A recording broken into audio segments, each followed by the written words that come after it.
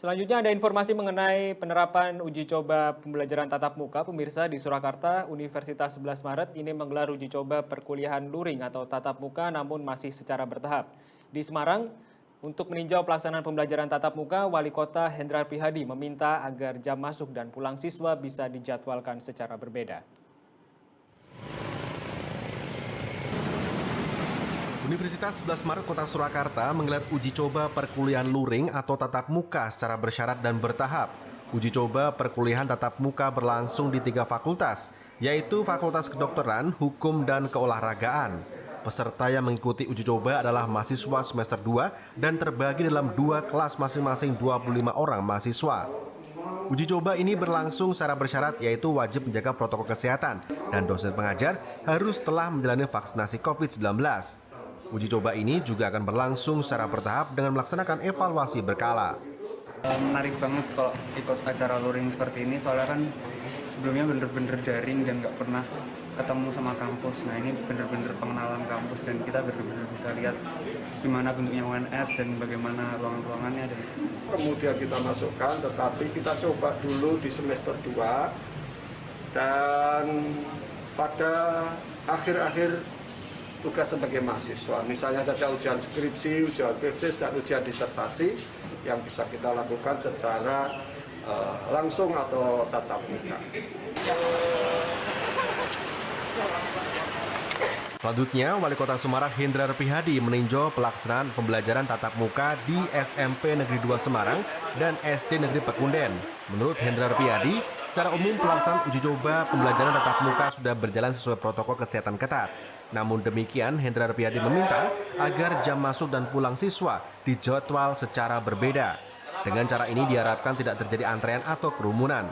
Pemerintah Kota Semarang sendiri untuk tahap awal hanya mengizinkan simulasi pembelajaran tatap muka di 2 SD dan 2 SMP, yakni SD Pekunden dan SD Lamperkedul 02, serta SMP Negeri 5 dan SMP Negeri 2 Semarang. Sesuai rencana, simulasi akan digelar selama 2 pekan dan setelah itu akan dilakukan evaluasi. Sebagian siswanya belajar lewat online. Jadi misalnya satu kelas tadinya 30, yang masuk hanya 15, yang 15 dari rumah. Begitu dikirim.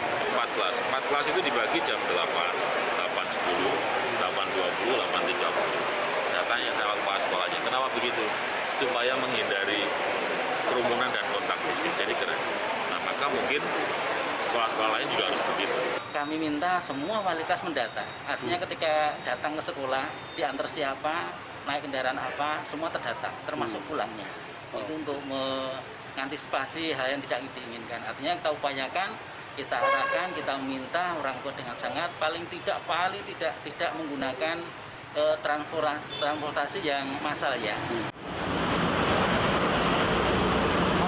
Tim dari Dinas Pendidikan Provinsi Jawa Tengah bersama Dinas Pendidikan Grobogan serta Kantor Kementerian Agama menggelar sidak di SMK Negeri 1 Purwodadi.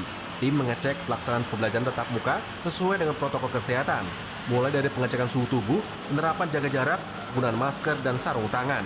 Selain itu, pintu keluar dan masuk kelas juga sudah dipisahkan. Sedangkan para guru yang belum vaksin COVID-19 diminta untuk tidak mengajar. Di SMK Negeri 1 Purwodadi yang melaksanakan PTM ada 108 siswa, sisanya mengikuti pembelajaran secara daring. Sementara di MAN 1 Grobogan, para siswa juga telah melaksanakan protokol kesehatan dengan baik. Para siswa mengaku gembira bisa mengikuti pembelajaran secara tatap muka karena bisa bertemu langsung dengan teman-temannya serta pembelajaran tatap muka lebih efektif ketimbang secara daring.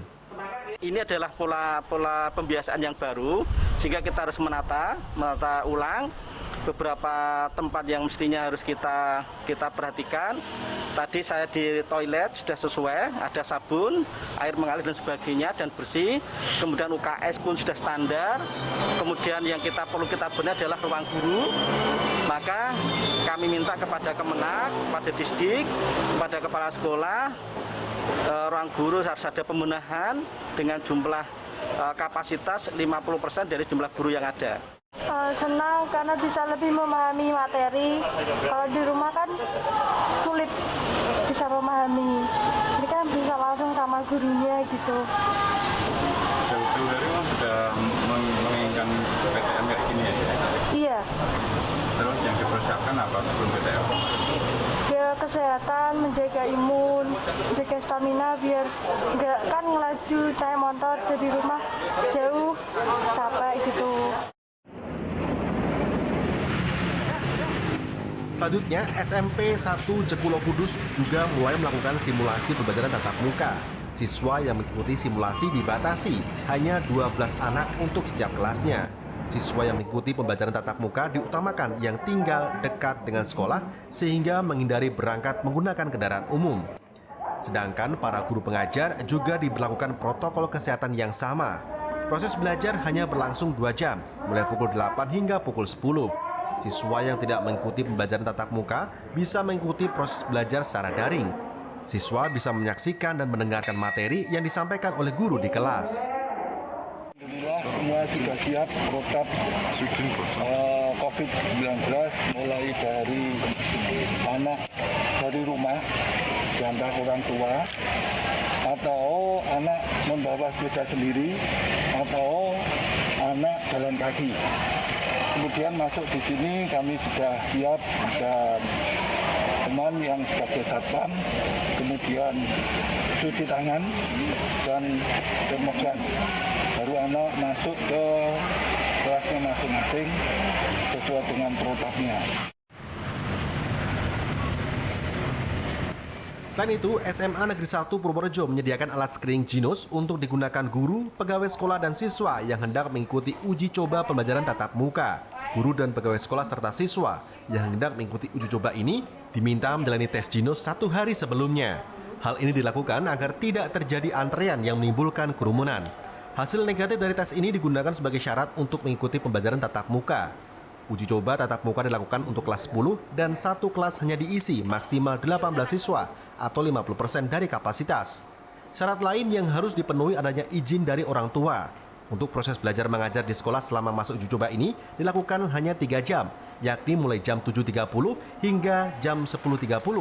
Saat ini pihak sekolah sudah menghabiskan sekitar 500 kantong Jinos. Untuk menjangkau lebih banyak siswa, pihak sekolah sudah memesan kembali 1.000 kantong Jinos.